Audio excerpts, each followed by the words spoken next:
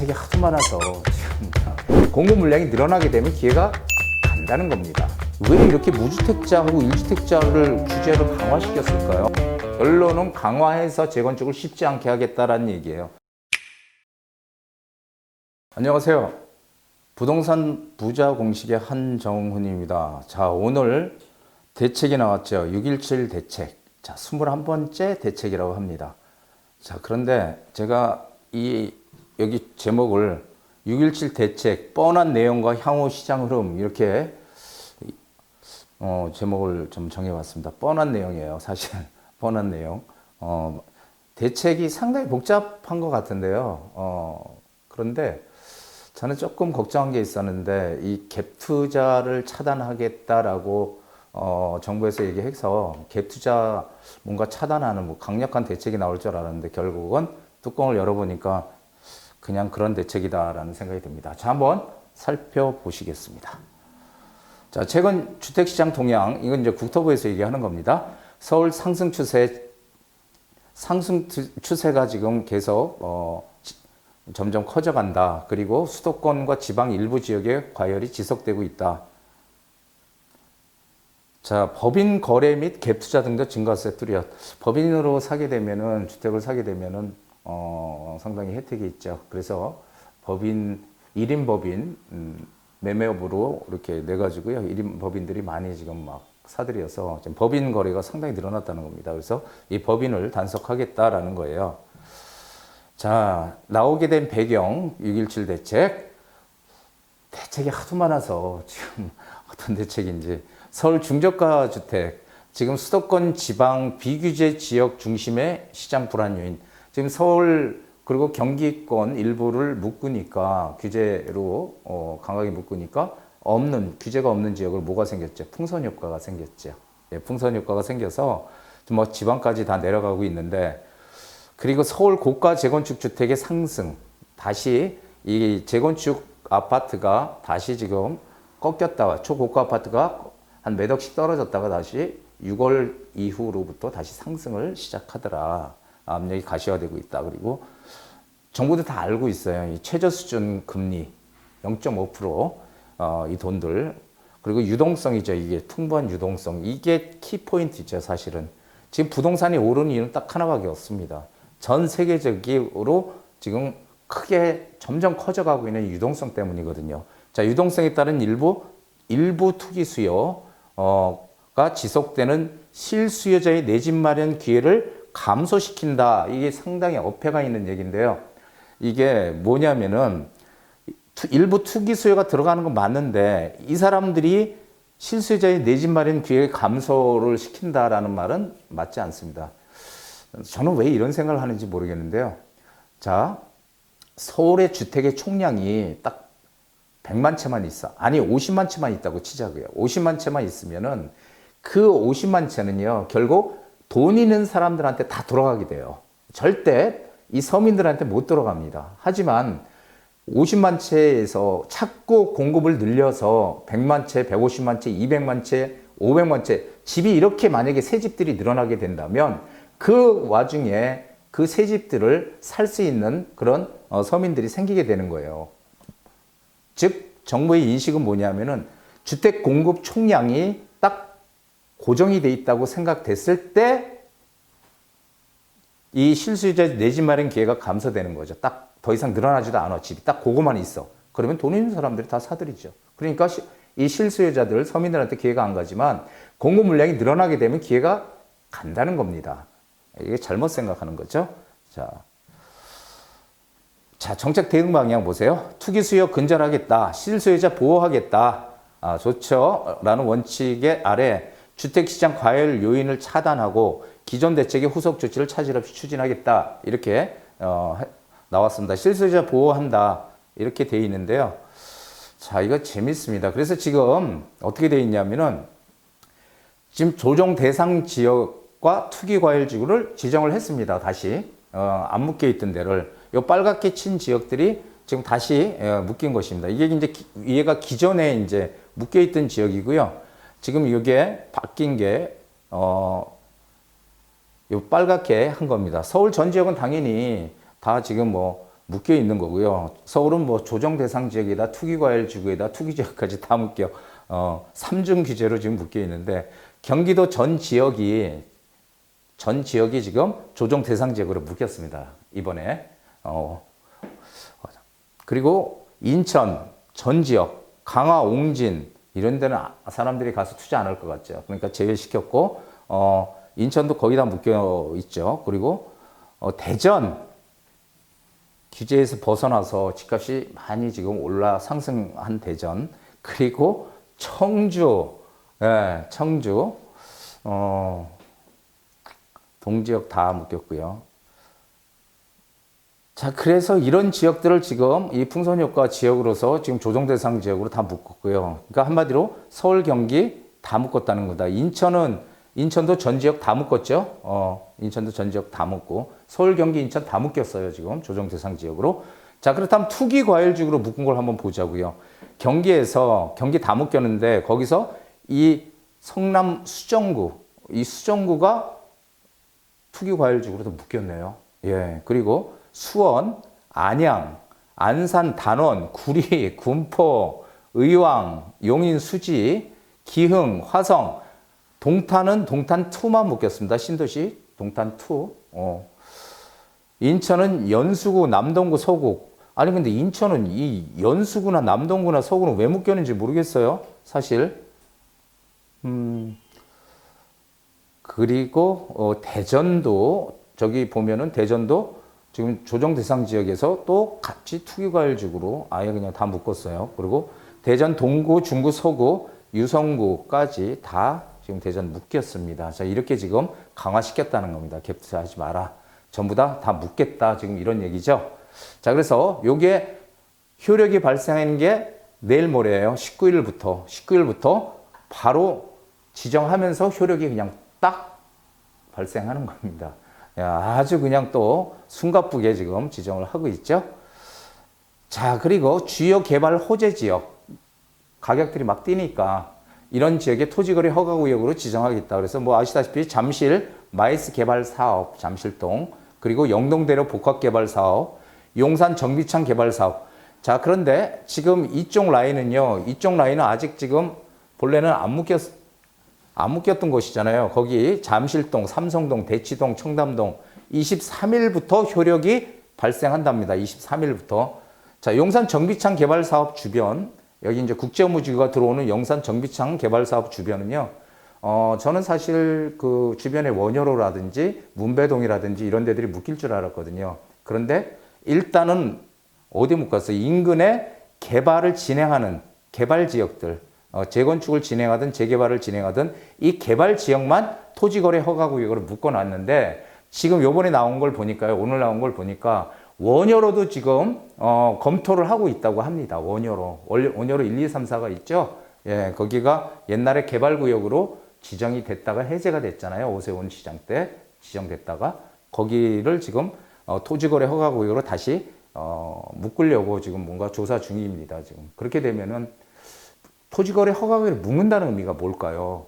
거기가 가격이 뛸까봐 묶는 거거든요. 그렇다면 그 지역을 왜 묶을까요? 뭔가를 하기 위해서 묶어놓는 거죠. 그러니까 개발 가능성이 크다는 겁니다. 어쨌든 지금 이쪽 라인 마이스 개발 사업, 영동대로 복합 개발 사업 이쪽은 23일부터 효력이 발생한다는 거. 이쪽은 이미 지금 토지거래 허가구역으로 묶였죠. 하지만 원효로나 이런 데도 지금 묶으려고 조사 중이다라는 얘기예요. 자, 또 하나 규제지역 내 주택담보대출 취급 시 전입 처분 요건 강화시켰다. 자, 무주택자가 현행, 이거 과거입니다. 지금 오늘 발표하기 전에 무주택자 같은 경우는 투기지역과 투기과열지구 내 9억 원이 초과하는 주택을 구입할 때 하기 위해서 주택담보대출을 받는 경우 1년 내 전입 의무, 전입 조정대상 지역은 2년 내 전입 의무가 있었는데 이게 이제 이렇게 바뀐 거예요. 이렇게 지금 오늘 이거 다 잊어버리셔야 돼요. 전 규제지역, 뭐 조정대상 지역이든 투기과열지구든 투기지역이든 이 규제만 돼 있는 지역, 규제 지역인 경우에 전 주택 구입을 위해서 주택담보대출을 받는 경우 주택 가격과 관계없이, 여기 9억이었잖아요. 관계없이 6개월 내 전입 의무 부과. 이게 뭐예요? 들어가 살으란 얘기예요. 내가 집이 없어서 대출 받아서 집을 사게 되면은 여태까지는 이런 뭐 1년 내 전입 의무, 2년 내 전입 의무 이런 게 있었는데 이제는 6개월 내에 무조건 전입해라. 그런데 여기서 조금 궁금한 게 그럼 내가 지금 전세에서 살고 있어서 전세 대출을 그 담보 대출 받아서 집을 샀어요. 근데 전세 기간이 만약에 1년 반 남아 있으면 어떻게 되는 거죠? 1년 반? 어떻게 해야 되는 거예요? 궁금합니다. 자, 1주택자 같은 경우는 투기지역, 투기과열지구내 주택을 위해서 담보대출을 받는 경우 1년 내 기존주택 처분해야 돼요. 그리고 신규주택으로 들어가야 된다라는 건데요. 조정 대상 지역은 2년 내 기존주택 처분 및 신규주택 전입 의무가 있었어요. 그런데 이렇게 바뀌었다는 겁니다. 이건 다 잊어버려야 돼요. 이제 앞으로 이렇게 바뀌었어. 1주택자 같은 경우에 모든 규제 지역 내에서 주택 구입을 위해 다 이제 1주택자인데 주택을 하나 더 구입합니다. 그래서 담보대출을 받는 경우 6개월 내에 그럼 2주택이 되잖아요. 담보대출 받아서 내가 사게 되면은 2주택이 되잖아요.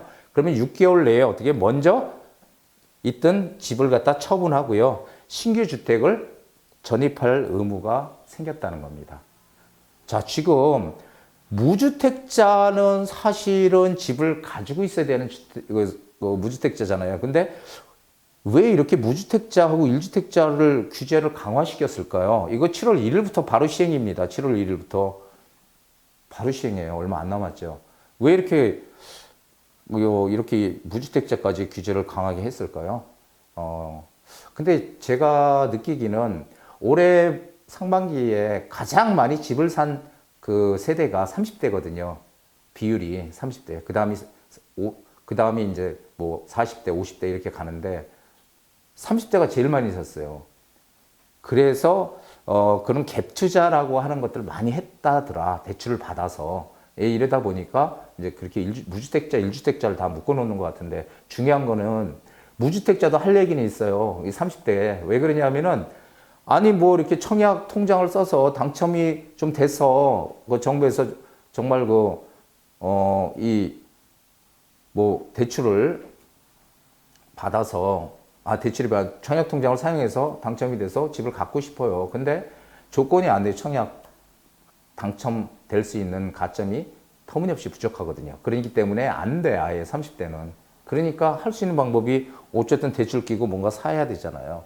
그런데 이상하게 무주택자한테 이렇게 지금 과한 의무를 부과했다는 겁니다. 자, 갭 투자 방지를 위한 전세자금 대출 보증 이용 제한 강화. 이거 뭐냐면 과거에는 9억 원 초과 주택에 대해서 이 전세 대출을 안 해주겠다는 거거든요. 근데 이제 지금 개선된 게 뭐냐면은 3억 원. 이게 시가예요, 시가. 시가, 기준 시가가 아니라 그냥 시가, 시세가 무조건 3억 원 초과 아파트는 이걸 구입할 때 전세 대출 안 해주겠다는 거예요. 전세 대출. 그리고 전세 대출 받은 후에 당연히 또 투기지역 투기과열 지구 내에서 3억 원 초과하는 아파트를 구입할 때 전세 대출 바로 해소하겠다. 당연히 한번 받았는데 또 받는 거 안 해주겠다는 거고요. 이 결국은 뭐냐면은 무조건 투기지역, 조건은 투기지역과 투기과열지구 내에서 3억 원 초과 아파트 구입할 때 전세 대출 안 해주겠다. 이런 얘기죠. 그러니까 한마디로 집 사지 마라. 라는 얘기죠. 자, 정비사업 규제. 처음으로 재건축에 대한 규제가 나왔는데요. 예전엔 안전진단에 대한 관리 주체가 시군 구청장이었어요. 시군 구청장. 그래서 조금 구청장 가서 또 구청장들이나 이 동네 주민들하고 좀 친하잖아요. 그러니까 막 가서 또 해서 이렇게 어떻게 또 하는 그런 것도 있었다고 하는데 이제는 이게 시도지사로 바뀌었어요. 시장 도지사. 그렇게 되면 서울시 같으면 서울시장이고요. 경기도 같으면 경기도지사가 이제 관리 주체가 돼요. 그래서 이 안전진단부터 까다롭게 해서 재건축을 한마디로 철저하게 관리를 해서 못하게 하겠다라는 거죠. 결론은 강화해서 재건축을 쉽지 않게 하겠다라는 얘기예요. 자, 이건 언제 하냐고요? 적용 시기가 2021년 상반기부터 시행을 한다고 합니다. 2021년도 내년 상반기요. 그래서 또 하나. 요게 이제 조금 정말 문제가 되는데요. 이게 뭐냐면은 이게 여태까지는 이 투기과열지구에 재건축을 할 때, 투기과열지구에서 수도권에서요.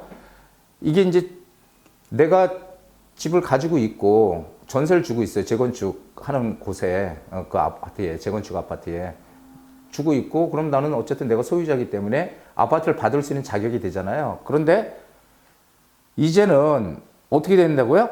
2년을 거주하래요. 2년을 거주해야지 아파트를 받을 수 있는 자격을 주겠다라는 거예요. 완전히 지금 이 틀에서 벗어난 거죠. 그러면은 거주 여태까지 안 하고 그냥 다 했잖아요. 근데 이렇게 되면 이제 반드시 여기 들어와서 거주를 해야 된다는 거죠. 그래서 언제부터? 조합원 분양 신청 시까지 2년 거주해라. 2년 거주해라. 그래서 이 적용 시기가요. 언제라고요? 적용 시기 2021년 상반기. 2021년 상반기. 이거 왜냐면 도시및 주거환경 정비법을 바꿔야 되거든요. 이거 바꾸느라고 좀 시간이 걸려서 내년 상반기쯤 하겠다라는 얘기를 근데 어떻게 돼 있죠?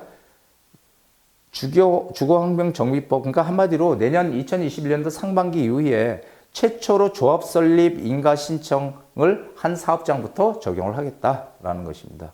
물론 소급 적용은 안 돼서 이전에 하고 있는 것들은 그거는 적용을 안 하겠다. 그 이후에 하는 것들만 적용을 하겠다라는 겁니다. 상당히 복잡한 거지만 간단해요. 자, 대책에 따른 향후 시장 전개. 규제가 시작되면요, 일시적으로 항상 규제가 나오면 어떻게 해요? 시장이 조금 뭔가 주춤주춤하면서 거래도 이게 잘 안 되죠. 조금 부진해요.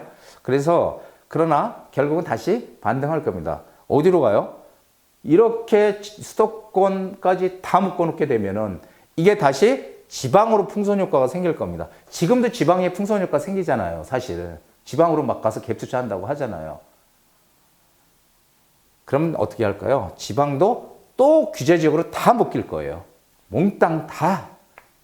자, 어디서 많이 본 것 같은데 이게 바로 참여정부 시절에 했던 똑같은 정책입니다. 서울 이 강남을 묶고 하다 보니까 서울 전역 묶고 그러다 안 되니까 풍선효과 생기니까 경기도 다 묶고 그러다가 지방으로 가니까 지방도 다 묶어. 광역시가 막 오르니까 다 묶어. 그 광역시 외에 또 작은 그런 도시까지 막 번지니까 그런 데 다 묶어. 전체가 다 묶였어요. 똑같은 지금 상황 전개됩니다. 자, 그리고 내년에 예상되는 전세 3법이라고 신문에 많이 나오는데 이게 뭐냐면은 주택을 주택을 갖다가 전세든 월세든 가지고 있으면은 전월세를 신고해라. 의무화하겠다. 전월세 신고를. 그렇게 되면 이제 내가 월세를 몇 개 받고 있던 거, 아파트 매체에서 월세 받고 있던 거, 임대사업자 안 내거나 신고를 안 하게 되면은 노출이 안 되거든요. 노출이 안 됐었어요, 여태. 지금까지도. 근데 이제는 무조건 다 노출이 되니까 소득세를 내야 됩니다. 소득세가 많이 거치겠죠? 예. 그래서 소득세를 내게 되면은 어떻게 돼요? 그러면은 돈 있는 사람들은 소득세를 내는 게 중요한 게 아니라 자기 소득 뭐 이런 것들이 노출이 되는 걸 싫어하죠? 예, 그러면은 딴 쪽으로 또 갈아타기를 할 거예요. 자, 그래서 그렇게 지금 그 전월세 신고제가 첫 번째고요. 두 번째는 분양가, 그 전월세 상한제. 그 다음에 계약갱신 청구권. 이거를 전세 3법이라고 해요. 이거를 시행을 하겠다는 거죠, 내년에. 그러면 어떻게 될까요? 전세값 폭등합니다, 또. 전세값. 급등이 아니라 폭등할 가능성이 커요. 우리가 89년도에 이제 전세 기간이 1년에서 2년으로 법이 통과가 됐거든요. 89년도 말에. 그러니까 90년도 돼서부터 이제 시행이 되는 건데, 그때 완전 전세값이 폭등을 했어요. 왜냐하면은 1년, 옛날엔 전세기간 1년인데 2년 늘어나니까 손해다 생각하니까 1년치 전세값을 같이 그냥 막 올려버린 거예요. 그러니까 전세값 폭등했거든요. 그럴 가능성이 상당히 큽니다, 지금. 그래서 이런 게 전세가가 많이 오르게 되면 결국 이게 매매가로 전환이 되거든요. 매매가로. 그래서 재건축 시장은 규제의 영향을 받을 겁니다. 그래서 조금 주춤주춤 할 텐데, 그러나 앞으로 미래는 어떨까요? 규제로 꽁꽁 묶어 놓는다는 의미는요. 강남 재건축 아파트 강남을 타켓으로 해서 재건축 묶어 놓게 되면 어떻게 됩니까? 그럼 재건축이 정말 부진한 상태에 빠지게 되죠. 하지만 그것은 결국 뭐예요? 나중에 폭등을 담보하는 침묵입니다. 지금은 뭔가 좀 조용히 있을 수 있겠지만 결국 어느 정도 시점이 지나면 공급 물량이 없는 또 이 재건축 시장이 폭등하는 그런 장세를 만들어낸다는 거죠. 항상 똑같습니다. 부동산은 이 역사, 부동산 역사는요, 흐름은 항상 똑같이 간다는 거. 그것을 기억하시면 되겠습니다. 자, 오늘은 제가 오늘 대책이 나와서 간단하게 일단 중요한 것들만, 여기에 또 공급 대책도 있는데요. 그거는 실제로 우리한테 크게 뭐 도움이 안 돼서 공급 대책은 빼고요. 일단 급하게 우리가 꼭 알아야 될 것들만 일단 정리를 해서 준비를 해드렸습니다. 자, 제가 늘 얘기하지만 대책의 효과는 시장이 상승 추세로 갈 때는 대책의 효과는 일시적이다 이런 얘기를 많이 드렸죠. 역시 이번에도 마찬가지고요. 우리가 아무리 경제가 어렵고 하더라도 돈을 버는 사람들은 반드시 존재하잖아요. 많지는 않지만. 하지만 경제가 아무리 좋아서 호황이고 부동산이 막 올라도 결국 돈을 못 버는 사람은 못 벌어요. 자, 뭔가 호재가 있는 잭들은 아무리 규제가 많고 정부에서 누르거나 아니면 그렇게 하더라도 경기가 또 어렵거나 하더라도 오른다는 거고요. 그리고 변화가 생기는 지역. 변화가 지금은 너무 낙후되어 있고 남루한 지역인데 여기가 뭔가 호재가 있어서 변화가 막 생겨. 그런 데들은 가격이 오를 수밖에 없어요. 여러분들. 제가 부동산을 28년 하면서 상당히 많은 경험들을 했지만 어떻게 이번은 과거 참여정부 시절하고 너무도 똑같아서 저는 이런 얘기를 할 때마다 항상 놀랍니다. 저 오늘 급하게 제가 준비를 해서요 전해드렸는데요. 많이들 좀 도움이 되시길 바라고요. 그리고 생각외로 이 부동산 지금 대책이 그렇게 별로 실속이 없구나라는 것을 느끼면서 제가 오늘 준비를 해봤습니다. 자, 오늘 강의 여기까지 하겠습니다. 고맙습니다.